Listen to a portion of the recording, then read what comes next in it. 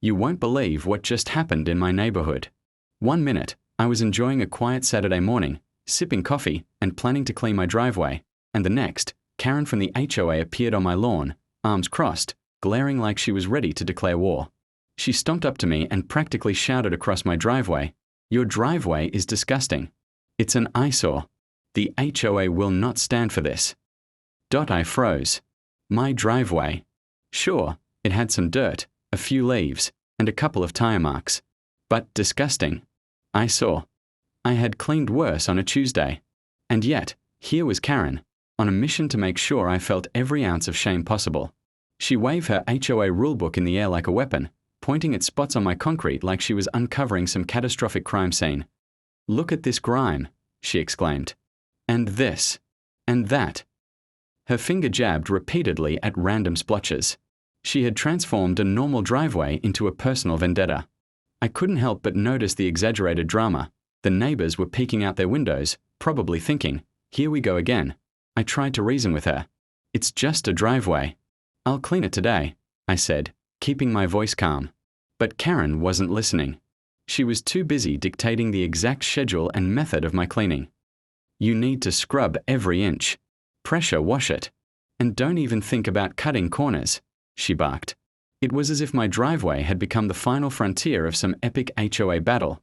I smiled politely and nodded, pretending to absorb her lecture while thinking about the irony. The nerve of her, demanding spotless standards for my property while her own sidewalk looked like it hadn't been cleaned since the last century. Patches of moss, old stains, and dirt that practically had its own ecosystem. And that's when it hit me. A bold, perfectly ironic idea began to form in my mind.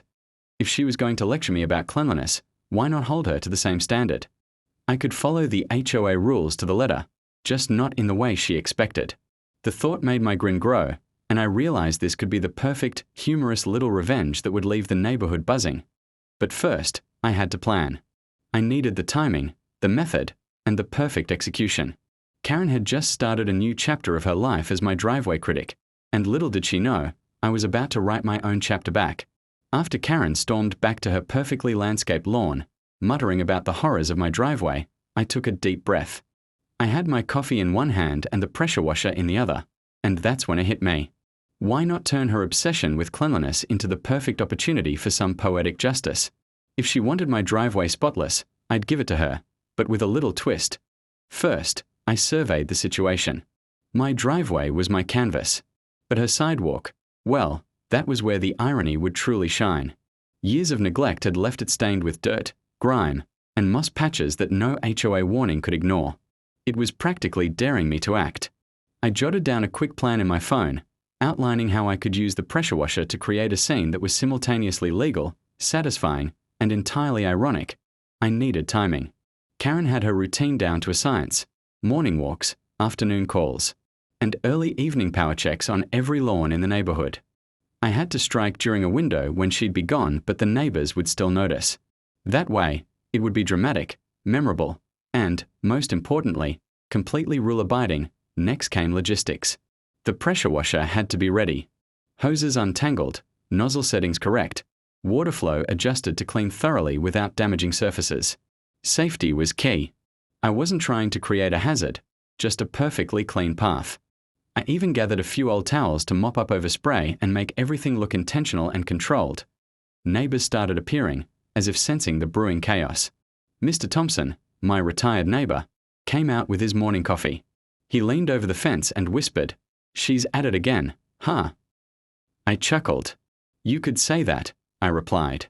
"But today, we are leveling the playing field." He raised an eyebrow, smirking. "Careful. She'll try to make it your fault." "Exactly why I need to do it right," I said. I could already picture Karen's face when she returned.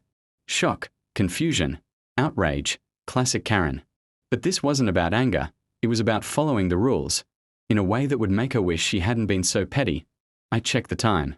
Karen had left 15 minutes ago. Perfect. I grabbed the pressure washer, plugged it in, and double-checked my plan. Every step was calculated, every movement precise. This wasn't just cleaning, this was about making a statement. A statement that balance, fairness, and maybe a little irony could triumph over obsessive rules. And as I lifted the nozzle, The first spray hit my driveway, sparkling in the morning sun. I knew the next chapter would be legenda. The first spray of the pressure washer hit my driveway, and the grime disappeared instantly, leaving a clean, gleaming surface that reflected the sunlight like glass. It was oddly satisfying, like watching a masterpiece unfold in real time. But my eyes kept darting toward Karen's sidewalk across the street. That's where the real drama was about to happen. I carefully moved the nozzle, aiming the water at the edge of her walkway. At first, nothing happened. Dirt clung stubbornly to the concrete, moss streaks mocking me. I increased the pressure slightly, and suddenly, the sidewalk transformed. Dark stains melted away, revealing a crisp, clean path that contrasted sharply with the neglected patches left untouched. The effect was almost cinematic, like before and after photos in slow motion. With me as the unseen hero of this neighborhood saga, I could hear faint footsteps approaching. Peeking from her front window, Karen had noticed the spray. Her eyes widened in horror. She opened the door halfway, flailing her hands. "What are you doing?" she screamed, her voice carrying across the street. I didn't respond immediately. I wanted her to take it all in, the sparkling driveway, the streak-free sidewalk, and the absurdity of her outrage. She stormed out, clutching her HOA rulebook like a shield. "That's not yours to clean. You can't just." I held up my phone, showing a screenshot of the HOA guidelines she had cited earlier. Homeowners are responsible for maintaining the cleanliness of all sidewalks adjacent to their property. Karen froze. She didn't even have a rebuttal. The neighbors had started coming out of their homes, whispering and laughing quietly at the unfolding scene. Step by step, I moved down the sidewalk, pressure washing every stubborn patch of grime, leaving a spotless path in my wake. Karen's face contorted with disbelief and fury. She gestured wildly, trying to call attention, but every argument I could imagine had already been countered by the rulebook in my hand. By the time I finished, the transformation was complete. Her sidewalk gleamed like it had just been installed, and my driveway sparkled alongside it. The street was quiet for a moment, the tension hanging thick in the air. Then a few neighbors clapped lightly, as if acknowledging a battle well fought. Karen, still red-faced and sputtering, retreated back into her house, slamming the door so hard the windows rattled. I stepped back, cleaned the nozzle, and took a moment to enjoy the perfect irony. She had criticized me for a dirty driveway, and now the exact standard she obsessed over had been applied to her own property, legally, flawlessly, and with a little poetic justice. The neighborhood had witnessed it all, and the story was already becoming legendary.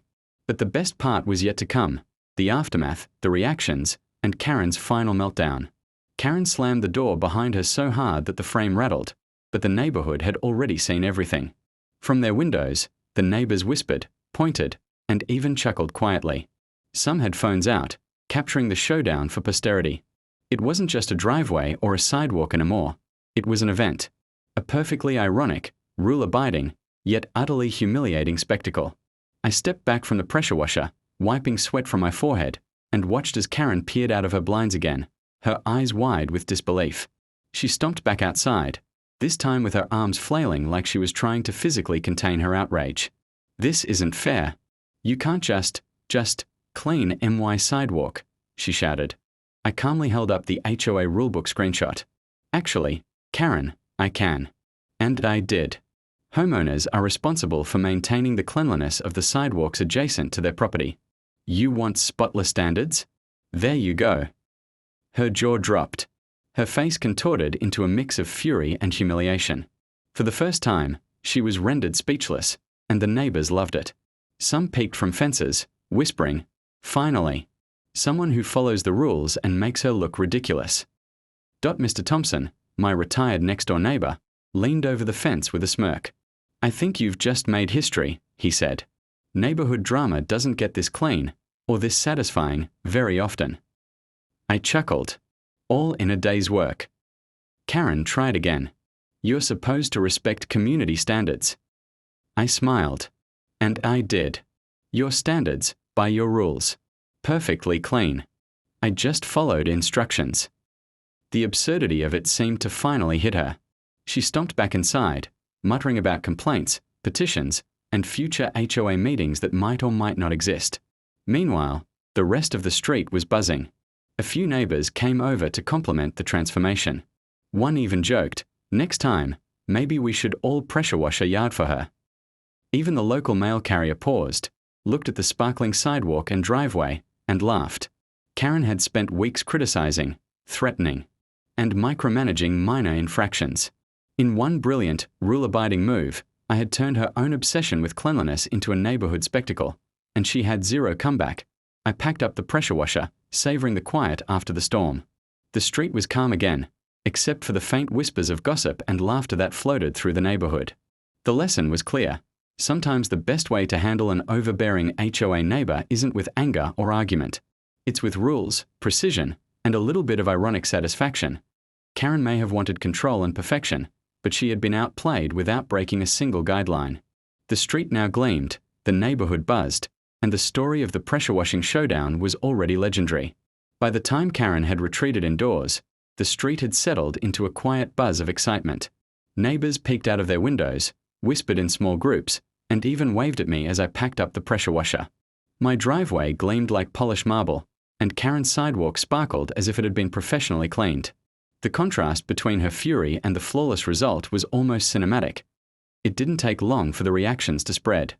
Mrs. Patel from 3 houses down came over, shaking her head with a smirk. "I can't believe she yelled at you for a little dirt, and now she's spotless," she whispered. I smiled and nodded. "Sometimes the universe has a sense of humor," I said. Meanwhile, Mr. Thompson leaned over the fence, chuckling. "You know, this is going to be the talk of the neighborhood for months. People love seeing karma served cold and clean." I laughed. "Exactly. And the best part? Every single step I took was by the rules. Nothing to argue about. She can't touch me on this one."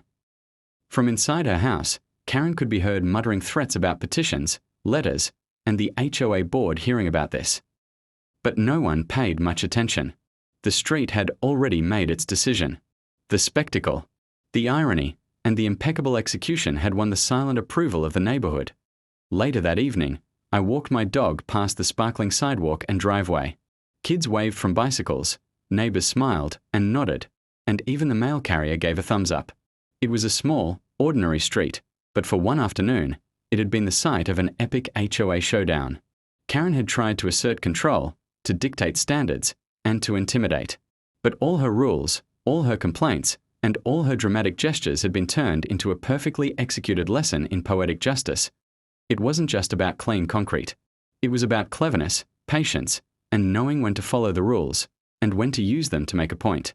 The pressure washer had become a tool not just for cleaning, but for sending a message. Overbearing rules may control behavior, but creativity and precision can turn the tables without breaking a single law. By the time the sun set, the neighborhood was buzzing with stories of the legendary cleaning showdown. Karen's wrath remained contained behind her doors, but her reputation, and the tale of my clean driveway and sparkling sidewalk, would echo for weeks to come. The moral was simple. Sometimes, the best revenge is subtle, rule-abiding, and absolutely satisfying. And as I turned off the pressure washer for the last time, I knew this story would be remembered and laughed about for years. The end.